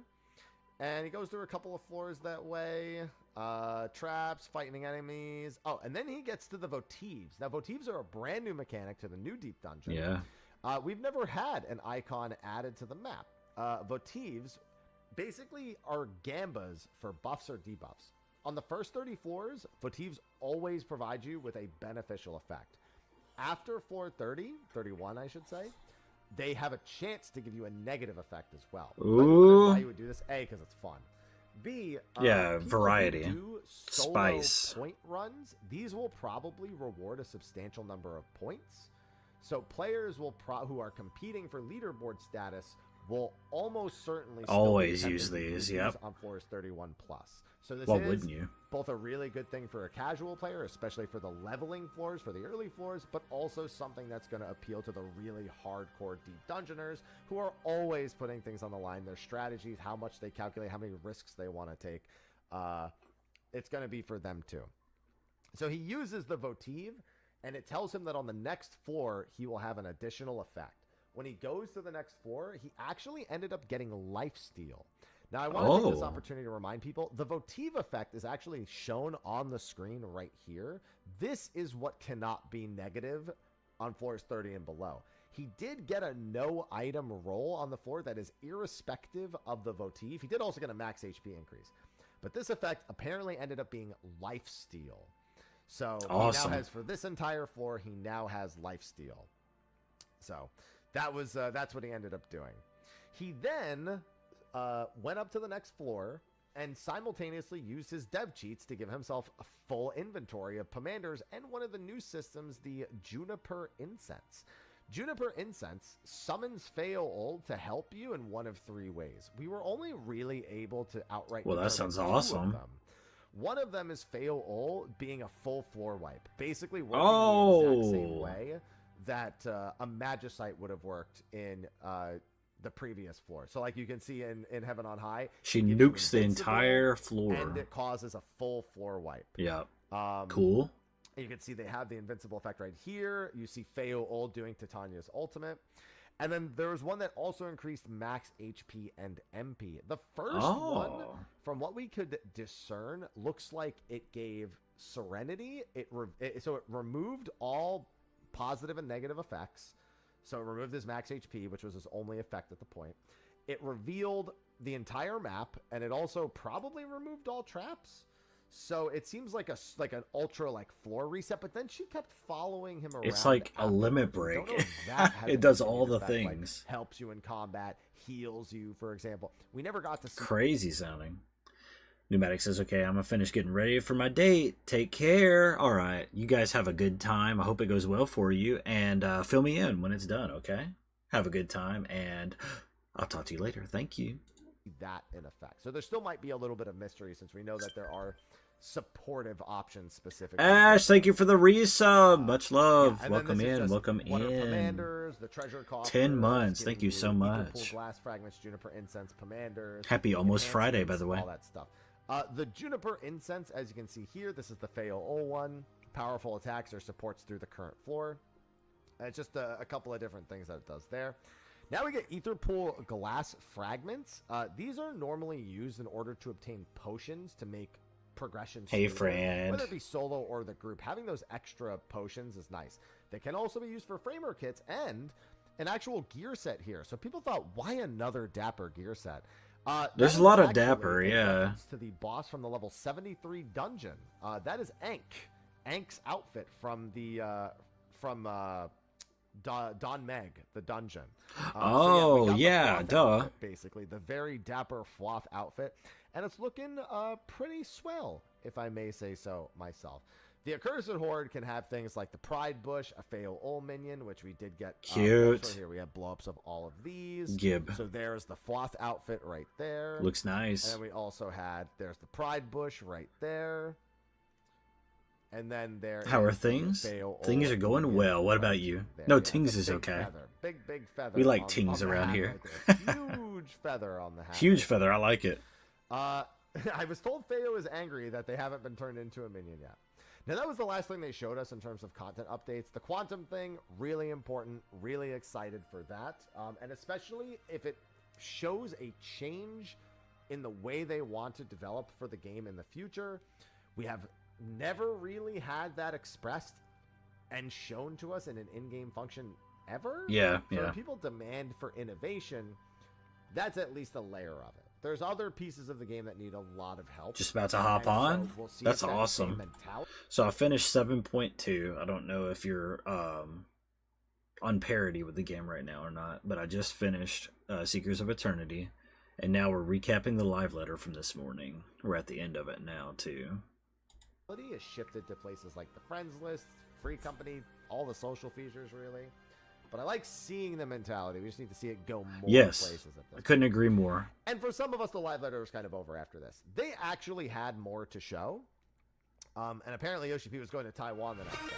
But there is some less. Yo, thank you for the resub of 18 months. You guys got a hyped dude. Come on. I appreciate you guys. Much love. We're just recapping the live letter. I appreciate it though. Thank you so much, Fusion. Exciting / disappointing bits here in the final portion. Oh, thank you. Thank you so much, we were babe. expecting to see TARDIS housing during this live letter. We have been told that. Cheers, guys. Thank you so much. Yes, I am current, and I have not seen the live letter yet. Just woke up like 10 minutes ago. Well, good afternoon, good morning, whatever it is for you still. I'm watching Mr. Happy Plate. Place items and the TARDIS interior upgrade. They're almost done. Thank you so much. But need more time. All right, what? I don't know. What I miss? 0.35. Number of place items and the TARDIS interior upgrade. They're almost done. But okay. I don't know if that's 0.35 and they just weren't ready to show it. I don't know if that's 0.4. I'm going to assume it's 0.4 at the earliest at this point, right alongside with the raid planner. So yeah. This last bit with a bit of a disappointment on the housing section. That is a huge matter of things that they need to address with housing. There's a ton of stuff. The good news is there are way more houses open right now. Yeah, so just like 600 or something. Good luck, I suppose. Crazy. Then we had some other system updates. Blacklist improvements they made a post about on the Lodestone. Thank you guys so much for the hype train. Level 1, we're at 68%. Thank you. Downs are actually going to be useful now. So stack up to 999. They can be used in combat, and they can be purchased from vendors. They can be used in deep dungeons, instance dungeons, that's any dungeon, expert roulette, leveling, any dungeon. Treasure dungeons, guild hests, 4-player trials, so that means... normal mode. Rathalos doesn't make any sense because you just get carded. So I guess that would just mean the story trials, the 4-player story trials. And variant dungeons. They can be used in all those places. Okay, So, wow. If you have that healer who keeps dying in your expert roulette and you just want to give them a second chance... carry some Phoenix Downs with you. If you don't have a summoner, we can use Phoenix Downs now. Yeah. And yeah, since they can. Thank you. 6-minute recast. Wait, 6-minute recast? What? More than it was before. I'll take it. Everyone. That's can crazy. Like 4 players. Oh, thank you. Thank you for the biddies, Ash. Thank you for the gifted 5 community subs. Jesus. Those went to Arietta, Grim. Unbelievable. Someone I'm not familiar with, Faye, and S'more. Thank you so much. If you're in the chat and you got a gifted sub, please say thank you. I greatly appreciate it. Unbelievable. And thank you so much. Kind of more casual content. And treasure dungeons, if you only have one. Too kind. Then they mentioned the cast bar. Level 3. You guys are mad lads. They do have a 6-minute recast. Want to know the best part of being a hoarder? Absolutely. You know I do. Filling up your chests, filling up your war chest with weaponry, yeah. But listen, it's more than it was before. I'll take it. Everyone can res in like 4-player kind of more casual content. And treasure dungeons, if you only have one healer and they die, go. True, good point. Joe, thank you for the coin toss. I appreciate it. Yeah, everyone can now get a little bit of their heal going on now that Phoenix Downs are actually in a grander way in the game and usable too. That's awesome. Thank you guys for the hype train level 3. Much love, much love. It's gonna take 2 trash bags. Empty a car you just sold. Yeah, true, very true. And yeah, since they can be purchased, they do have a 6-minute recast. 6-minute recast. Okay. But listen, it's more than it was before. I'll take it. Everyone can res. Very true, Tater. Kind of more casual content. And treasure dungeons, if you only have one healer and they die, go ahead, pick them up. Then they mentioned the cast bar system. You can turn it off. That was the one they showed off earlier. We talked about that already. They're making some G-Post updates. They're adding a portrait mode and the ability to rotate text. G-Pose updates. G-Pose mention. Let's go, boys. Text stickers, so you can kind of crop. They're making some G-Post updates. They're adding a portrait mode and the ability to rotate text stickers. So you can kind of crop that right there and see how it goes. Pressing the preview button will show you how it looks. Then you can add the stickers or the frame. I don't know why they showed it to us. Oh, they got the new whole, emotes in the flipped over like that. in the train. I guess people okay. enjoy that. It's cool. People enjoy that for some reason. I don't know. Yes, I'm not a yes, big Mr. person, Happy. but I know some people were excited about this. You don't have to actually do it manually. I know anymore. plenty of people that love G-pose. Then there was also adding chromatic aberration. That's like this weird kind of out of focus color effect. I mean, I'm colorblind, so I don't care, but like I also just don't like the way that looks. It's like they even say it's like the red blue 3D glasses effect. I was like, yeah, I don't like that. No, yeah, I don't like that. That hurts my eyes. And then we have also, what is this feature? Where's the slide that says what it is? There's another name for this feature. They left out the slide that it has, but it's like this weird watercolor thing effect that you can use in the back and then add the filters and whatnot. I don't remember what this is called, but I'm never going to intensity of color filter effects. Yeah. So you can actually kind of completely blot out colors in the back or really muddy them should you so desire it. Yeah, I don't like that one. Dumb and Mahjong voices, But okay. Kawana, Bakul Jaja, we knew this already. Character display range increase. This will allow you to display characters from further away, but it doesn't increase the number of characters that will actually be shown. So in less populated areas, it gives you a much better visual of the place you're going to. Of the actual zone, yeah. If you were in this exact spot, you would basically see nothing. With the wide setting, you can start to see some of the monsters populating the map right here. And then with max, it can be seen all the way back into the distance, like right here. You can see yeah, that's awesome. Some people might think, so that performance helps with the hunt. stuff, yeah. Again, number one, S ranks already have render priority, so that doesn't matter. And it doesn't increase the number that can be displayed. So if anything, you would just be, it will only matter if you were at the front of a hunt train going to an A rank. Still nice to have, especially for just general use when you're going through a zone. It'll make it so you can actually see the things on the ground from further away. Still nice. To get so close. And it makes it feel a little bit more alive. So I will definitely take it. Absolutely. Then they have the chat bubbles. Chat bubbles, for the most part, going to be used as intended, but there was one thing that was disappointing about this feature. Feature is optional, disabled by default. Text will continue to display in the chat log as normal, on or off depending on which chat mode it is. Chat bubble and font color can also be set according to chat mode. Chat can be set to display one line or 2 lines of text. Text will be truncated upon reaching a certain word count. And then the most important detail, chat bubbles will not be displayed during battle or PvP. Okay. Why that is. There are plenty of functional uses as to why you could use a chat bubble in battle. For example, a mechanic is coming up and your party member posts a reminder of that mechanic. You receive a debuff and you want to tell everyone around you you're the one with that debuff. The integration between that and third-party tools likely to be very high, where players would effectively, with chat bubbles enabled, automatically be posting things with that enabled. And thus, you would have a bunch of chat bubbles popping up on the screen, especially weird during someplace like top where everyone gets a ton of debuffs. But yeah, I'm assuming they wanted to have some sort of line between the way it's used, and they largely wanted to be used for social reasons and not for combat reasons. I'm not too surprised. World of Warcraft does this with DBM, where if you're marked with something, it'll pop up over your head, and on top of the various other things that happen on the screen. And that sort of visual mess can be very distracting. Nice for some people.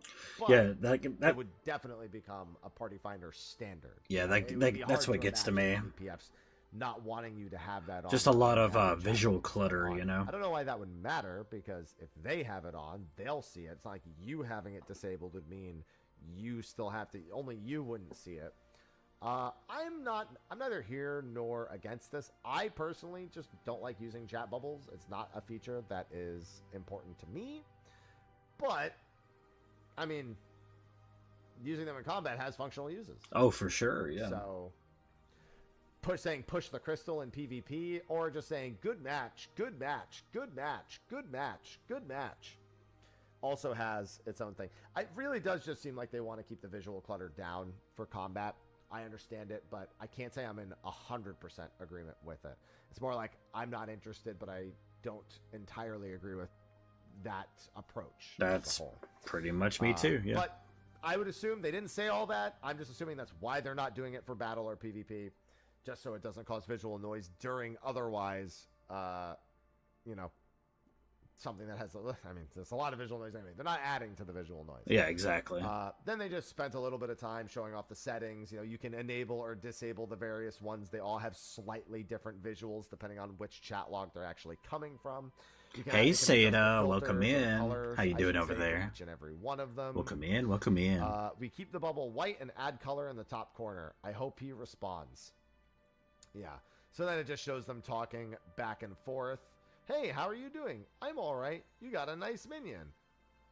Chat log stays the same. Shows the maximum message length right here.